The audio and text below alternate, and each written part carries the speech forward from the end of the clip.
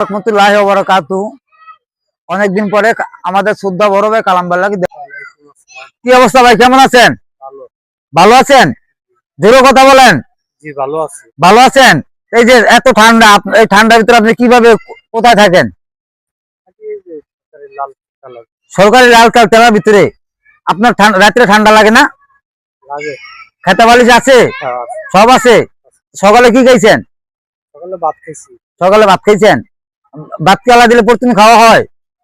প্রতিদিন খাওয়া হয় না? তাহলে মনে হয় যে আপনার একটা ভিডিও নিতে আছি, ভিডিওর ভিতরে আপনার অনুভূতিটা কি বলেন?